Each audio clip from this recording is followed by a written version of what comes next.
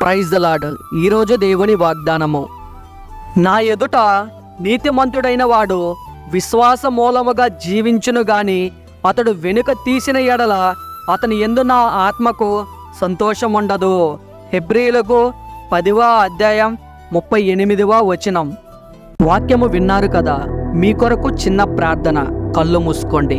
మీరు ప్రార్థనలో అడిగి ఉన్న వాటిని మీరు పొందుకొని ఉన్నారని, అవి మీ జీవితంలో జరిగి ఉన్నాయని నమ్మండి. నమ్ముట నీ వశమైతే నమ్మువానికి సమస్తము సాధ్యమే. ప్రార్థన. పరమండలమునందున్న మా ప్రియ పరలోకపు తండ్రి, మీ ఘనమైన పాదములకు స్తోత్రాలు నాయన. ఇప్పుడు ఈ వాక్యము విన్నటువంటి ప్రతి బిడ్డను దీవించి మీ పరిశుద్ధమైన హస్తములతో వారిని ఆశీర్వదించండి తండ్రి. వారి కుటుంబంలో ఎవరైనా రోగులు ఉంటే వారిని మీ కుమారుని రక్తముతో కడిగి స్వస్థపరచండి. ఆ కుటుంబానికి మీ రక్షణ మార్గం తెలియపరచండి. భూలోకంలో ప్రతి ఆత్మ రక్షింపబడాలని మీ కోరిక నాయన.